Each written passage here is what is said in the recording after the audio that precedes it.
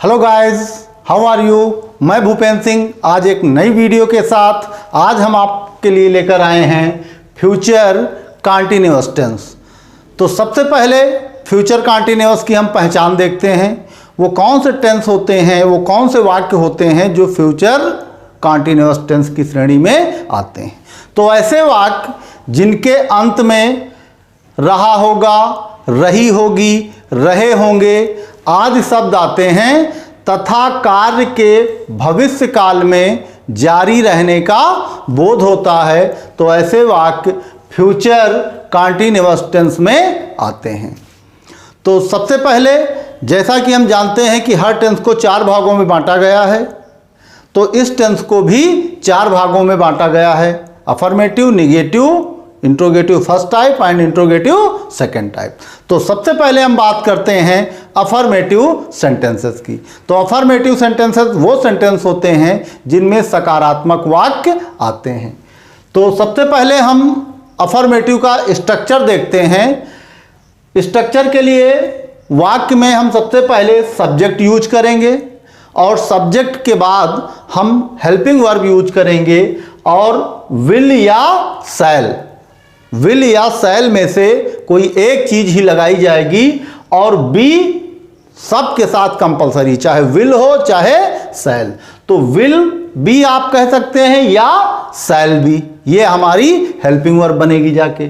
और उसके बाद वर्ब की जो मेन फॉर्म है, वर्ब की मेन फॉर्म के साथ आईएनजी ऐड करना होगा एंड देन लास्ट में हम ऑब्जेक्ट लिखते हैं। तो ये तो रहा हमारा स्ट्रक्चर।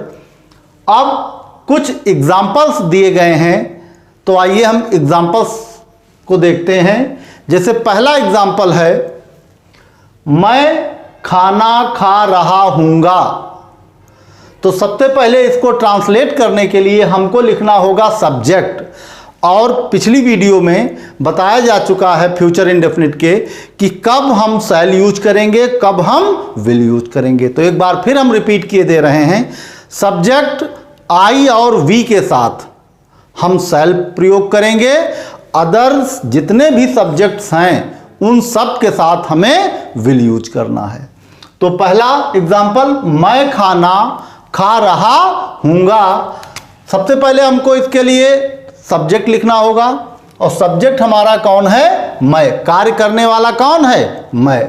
तो आई और आई वी के साथ बताया जा चुका है कि हम शैल यूज करेंगे। तो आई के साथ हमें क्या यूज करना है? शैल। आई शैल।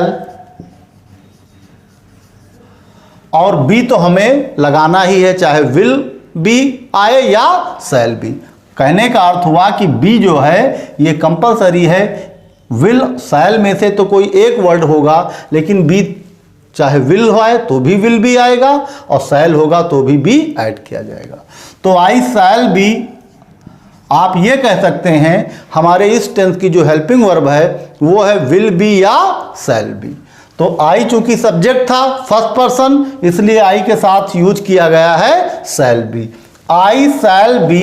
अब जो हमारी मेन वर्ब है उस मेन वर्ब के साथ आईएनजी ऐड करना है। आई शैल बी वर्ब क्या है? खा रहा हूंगा। वर्ब क्या है? खाना, खा रहा। तो I shall be eating, I shall be eating और ऑब्जेक्ट हमारा यहां क्या है? खाना या भोजन अर्थात food. I shall be eating food. और ये हमारा अफर्मेटिव का सेंटेंस हुआ। अब दूसरा सेंटेंस देखते हैं, मेरी बहन मेरी प्रतीक्षा कर रही होगी। या आप ये कह सकते हैं मेरी बहन मेरे लिए प्रतीक्षा कर रही होगी या मेरी खातिर प्रतीक्षा कर रही होगी। अब इसको ट्रांसलेट करने के लिए जैसा स्ट्रक्चर में बताया जा चुका, सबसे पहले हम क्या लिखेंगे? सब्जेक्ट। तो यहां पे सब्जेक्ट कौन है? यहां कार्य करने वाला कौन है? मेरी बहन अर्थात my sister, my sister, my sister. अब हमको हेल्पिंग वर्ब यूज करनी है। तो माई सिस्टर के साथ आई वी को छोड़कर शेष सभी कर्ताओं के साथ विल ही यूज होना है। तो माई सिस्टर के साथ भी क्या यूज होगा? विल। तो my sister will be, helping verb कौन सी है इस टेंस की? विल बी या शैल बी। तो my sister will be waiting, my sister will be waiting, किसकी प्रतीक्षा कर रही होगी? मेरी, अर्थात फॉर मी।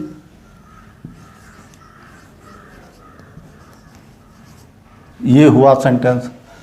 तो my sister will be waiting for me. अब नेक्स्ट सेंटेंस देखते हैं। हम सड़क पर दौड़ रहे होंगे। तो यहां पर सब्जेक्ट क्या है?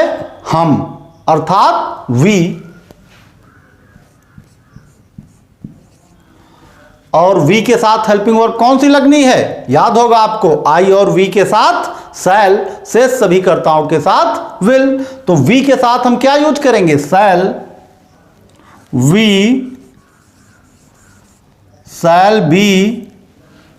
अब मेन वर्ब जो है उसके साथ आईएनजी ऐड करना। यहां पे वर्ब क्या है? रन, दौड़ना। तो आई शैल बी, वर्ब के साथ क्या ऐड किया गया? ING. I shall be running, और ऑब्जेक्ट क्या है? कहां दौड़ रहे होंगे? सड़क पर। रनिंग ऑन द रोड,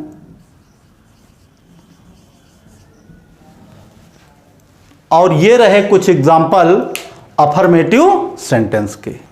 तो अफर्मेटिव सेंटेंसेस के बाद अब हम बात करते हैं निगेटिव सेंटेंस की।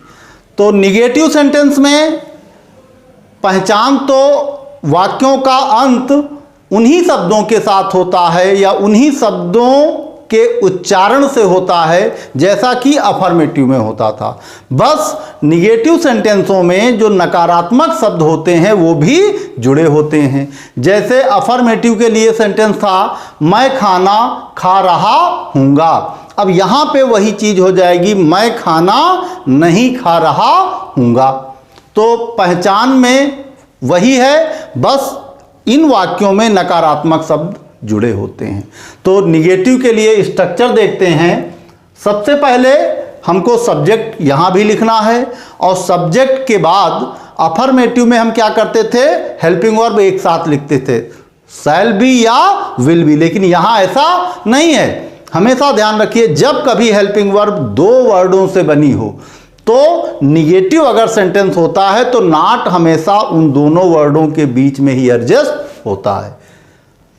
तो हम किसी भी कंडीशन में विल बी नॉट नहीं यूज कर सकते या शैल बी नॉट नहीं यूज कर सकते, क्योंकि हमारी हेल्पिंग वर्ब यहां दो वर्डों से मिलकर बनी है, शैल बी या विल बी। तो जब हमको नॉट यूज करना होगा तब हम नॉट शैल के बाद या विल के बाद और बी से पहले यूज करेंगे। तो स्ट्रक्चर देखते हैं। सबसे पहले सब्जेक्ट, फिर विल या शैल, और उसके बाद हम नॉट यूज करेंगे, उसके बाद बी, और फिर वर्ब की मेन फॉर्म और उसके साथ आईएनजी ऐड करना होगा, एंड देन ऑब्जेक्ट लिखते हैं। तो ये तो रहा हमारा स्ट्रक्चर निगेटिव का।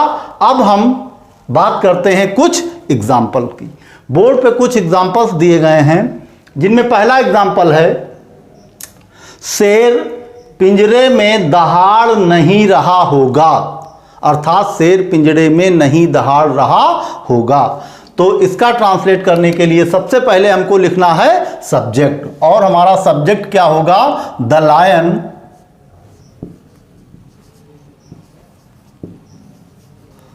The lion. अब चूंकि लायन सिंगुलर है इसलिए हमको यहां पे कौन सा वर्ड लेना है? विल या शैल में से? विल, क्योंकि आई वी के साथ ही शैल यूज होगा, बाकी सभी कर्ताओं के साथ शैल यूज होता है। तो the lion will not be.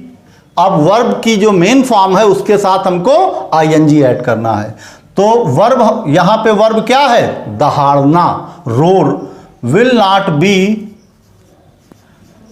Roaring, और कहां? पिंजरे में, इन द केज।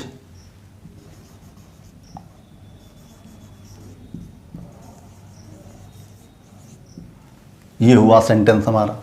अब नेक्स्ट सेंटेंस में देखते हैं, पिताजी उपन्यास नहीं पढ़ रहे होंगे। सबसे पहले हमको स्ट्रक्चर के अकॉर्डिंग क्या यूज करना है, सब्जेक्ट। यहां पे सब्जेक्ट कौन है, कार्य किसके द्वारा किया जा रहा, पिताजी के द्वारा। तो सबसे पहले the father, helping verb will not be, the father will not be reading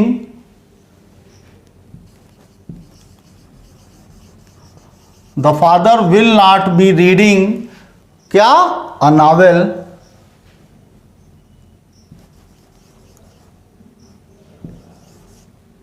the father will not be reading novel। पिताजी उपन्यास नहीं पढ़ रहे होंगे। अब लास्ट एग्जाम्पल देखते हैं, हम कल मैच नहीं खेल रहे होंगे। तो सबसे पहले हम क्या यूज करेंगे, सब्जेक्ट, और सब्जेक्ट हमारा यहां पे क्या बन रहा है, वी। और जैसा कि हम जानते हैं सब्जेक्ट आई वी के साथ हम शैल यूज करते हैं। तो we shall not be, we shall not be. अब हमको मेन वर्ब के साथ आईएनजी ऐड करना है, और मेन वर्ब हमारी यहां क्या होगी, खेलना, खेल रहे होंगे। तो will not be playing, we shall not be playing match. और कब की बात की गई है, कल की, अर्थात टुमारो।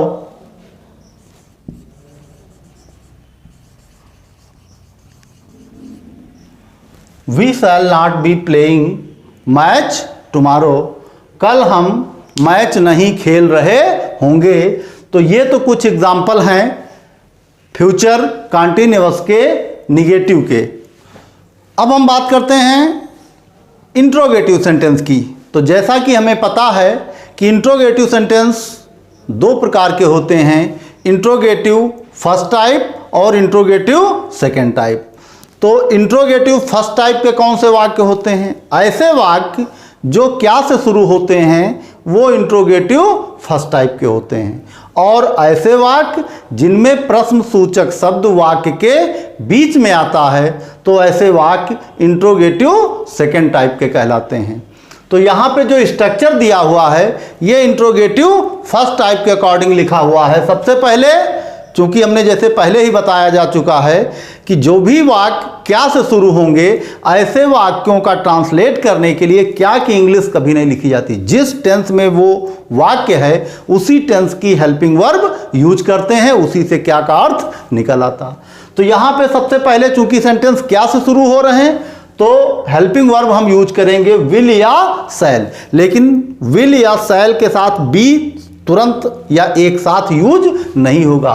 सबसे पहले हमको हेल्पिंग वर्ब सब्जेक्ट के अकॉर्डिंग जो भी फिट बैठती हो, विल या शैल, पहले वो लिखेंगे, उसके बाद हमारा सब्जेक्ट आएगा और फिर बी आएगा, फिर वर्ब की मेन फॉर्म के साथ आईएनजी ऐड होगा एंड देन ऑब्जेक्ट यूज होगा। तो ये तो लागू होगा किस पे, इंट्रोगेटिव फर्स्ट टाइप पे। Suppose that your sentence interrogative second type का है तो उस कंडीशन में जो क्वेश्चन वर्ड है उसको हम सबसे पहले लिखेंगे। तो इंट्रोगेटिव सेकेंड टाइप के सेंटेंसों में क्या होगा, सबसे पहले क्वेश्चन वर्ड यूज होगा, उसके बाद हेल्पिंग वर्ब विल या शैल, देन सब्जेक्ट और फिर बी, उसके बाद वर्ब के साथ आईएनजी और सबसे लास्ट में ऑब्जेक्ट यूज होगा। तो इंट्रोगेटिव फर्स्ट टाइप और इंट्रोगेटिव सेकेंड टाइप दोनों का अध्ययन हम एक साथ करते हैं। तो सबसे पहले हमको ये जरूर ध्यान रखना है सेंटेंस को देखने के बाद कि वो इंट्रोगेटिव फर्स्ट टाइप का है कि सेकेंड टाइप का। यहाँ कुछ एग्जाम्पल्स दिए गए हैं बोर्ड पे, तो उनका अध्ययन करते हैं, देखते हैं। जैसे पहला सेंटेंस हमारा है, क्या राधा एक गीत गा रही होगी। तो चूंकि सेंटेंस क्या से शुरू हुआ है, तो ये सेंटेंस इंट्रोगेटिव फर्स्ट टाइप का है। तो फर्स्ट टाइप के लिए सबसे पहले हम हेल्पिंग वर्ब यूज कर लेंगे, और वो हेल्पिंग वर्ब किस पे डिपेंड करेगी, हमारे सब्जेक्ट पे। सब्जेक्ट यहां हमारा क्या है, राधा। तो राधा के हिसाब से हम क्या यूज करेंगे हेल्पिंग वर्ब में, विल। तो ट्रांसलेट करने के लिए सबसे पहले विल,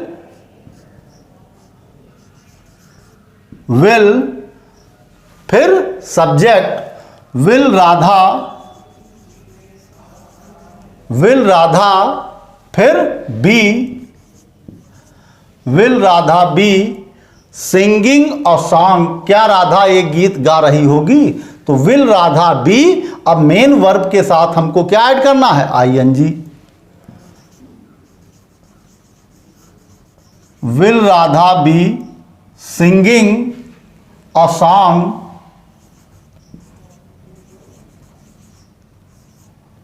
और question mark. Will Radha be singing a song, क्या राधा एक गीत गा रही होगी। अब नेक्स्ट एग्जांपल देखते हैं, सचिन अपनी मां के साथ कहां जा रहा होगा। तो यहां पे जो क्वेश्चन वर्ड है वो वाक्य के बीच में आया है, इसलिए ये जो सेंटेंस है ये इंट्रोगेटिव सेकेंड टाइप का है। तो सेकेंड टाइप के सेंटेंस के लिए हम बता चुके हैं कि सबसे पहले हमको क्वेश्चन वर्ड लिखना होगा, देन पूरा यही स्ट्रक्चर अप्लाई होगा। तो सबसे पहले हम क्या लिखेंगे, क्वेश्चन वर्ड की इंग्लिश। क्वेश्चन वर्ड क्या है, कहां। तो कहां की इंग्लिश क्या होगी, वेयर।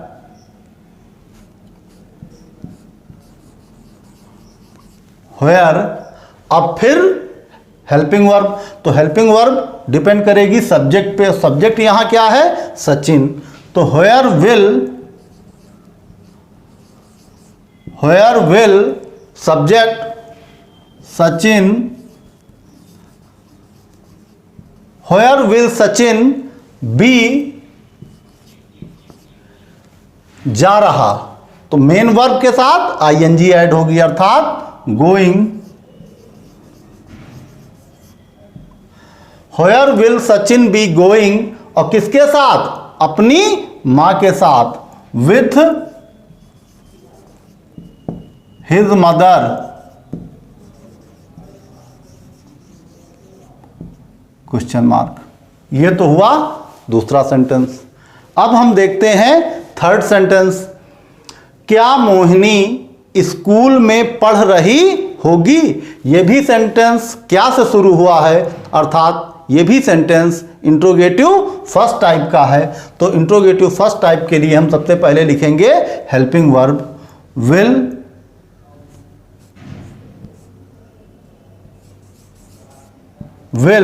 फिर सब्जेक्ट, और यहां सब्जेक्ट कौन है, मोहिनी। विल मोहिनी बी पढ़ रही होगी, studying. Will Mohini be studying, will Mohini be studying कहां, स्कूल में, इन द स्कूल।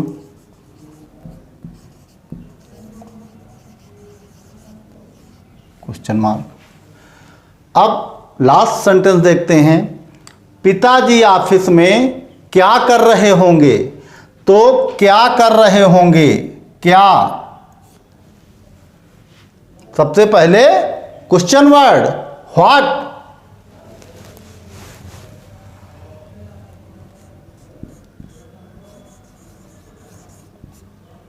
व्हाट, फिर helping verb what will father, what will father be doing, what will father be doing, कहां, ऑफिस में।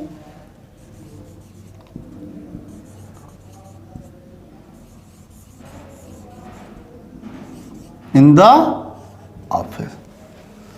तो ये तो कुछ एग्जाम्पल हुए इंट्रोगेटिव सेंटेंस के, जिसमें इंट्रोगेटिव फर्स्ट टाइप और इंट्रोगेटिव सेकेंड टाइप, दोनों टाइप के एग्जाम्पल्स इसमें इंक्लूड हैं। तो हम आशा करते हैं कि ये वीडियो आपको पसंद आई होगी।